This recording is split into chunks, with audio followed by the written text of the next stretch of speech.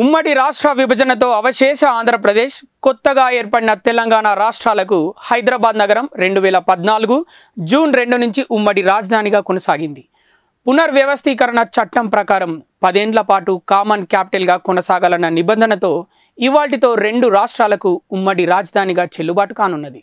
అర్ధరాత్రి తర్వాత నుంచి హైదరాబాద్ నగరం కేవలం తెలంగాణ రాష్ట్రానికే పూర్తి స్థాయి రాజధానిగా ఉండనున్నది.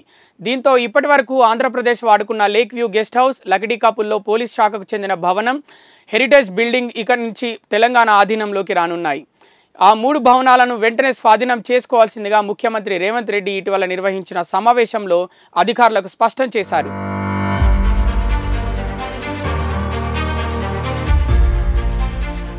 ఎలక్షన్ కోడ్ కారణంగా విభజన చట్టం అంశంపై విధాన నిర్ణయాలు వద్దని, కేబినెట్ ఎజెండాలోని ఈ అంశాన్ని పక్కన పెట్టాలని కేంద్ర ఎన్నికల సంఘం ఆదేశించడంతో రాష్ట్ర ప్రభుత్వం ఉత్తర్వులు జారీ చేయలేదు. సిటీలోని ఆ 3 భవనాలను వెంటనే ఏపీ ఖాళీ చేయాల్సి ఉంటుంది. విభజన చట్టం ప్రకారం ఇవాల్టితో అర్ధరాత్రి తర్వాత ఉండదు.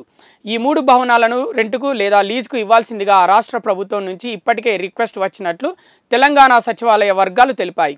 కానీ ఎలక్షన్ కోడ్ కారణంగా రాష్ట్ర ప్రభుత్వం ఇంకా నిర్ణయం తీసుకోలేదు. లేక్ వ్యూ గెస్ట్ హౌస్ను తెలంగాణ కొన్ని ప్రత్యేక అవసరాలకు వాడుకోవాలని భావిస్తున్నది. దీంతో రెంట్ లేదా లీజ్కి ఇచ్చే అవకాశాలు చాలా తక్కువ అని ఆ వర్గాలు సూచన ప్రాయంగా తెలిపాయి. లేక్ వ్యూ గెస్ట్ హౌస్ రాజ్భవన్కు సమీపంలో ఉండడంతో దాన్ని సీఎం క్యాంప్ కార్యాలయంగా వాడుకోవడంపై అధికారుల స్థాయిలో చర్చలు జరుగుతున్నాయి.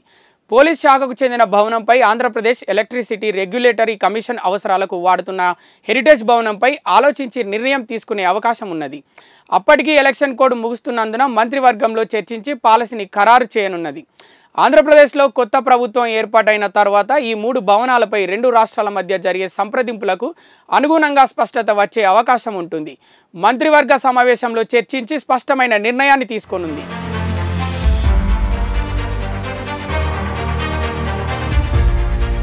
దాదాపు 10 ఏళ్ల పాటు ఉమ్మడి రాజధానిగా కొనసాగేలా విభజన చట్టంలో సెక్షన్ 5 ప్రకారం స్పష్టత, వెసులుబాటు ఉన్నప్పటికీ ఆంధ్రప్రదేశ్ మాత్రం తన పరిపాలనా కేంద్రాన్ని హైదరాబాద్ నుంచి ఆ రాష్ట్రానికి తరలించుకున్నది.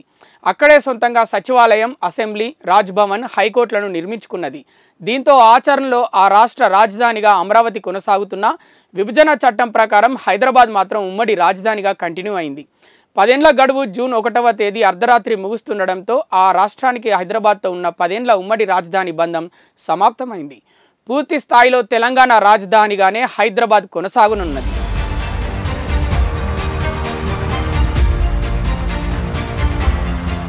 కాంగ్రెస్ ఇచ్చిన నేతగా సోనియా గాంధీని కాంగ్రెస్ నేతలు, ఉద్యమకారులు గుర్తిస్తున్న నేపథ్యంలో రాష్ట్ర అవతరణ వేడుకలకు చీఫ్ గెస్ట్గా హాజరవుతున్న ఆమె హైదరాబాద్ నగరంలోనే ఉంటుండడం గమనార్హం.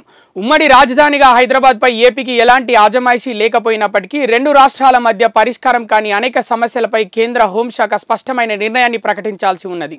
కొన్ని వివాదాలు కోర్టు పరిధిలో ఉండగా మరికొన్ని 2 రాష్ట్రాల మధ్య సంప్రదింపుల దశలో ఉన్నాయి.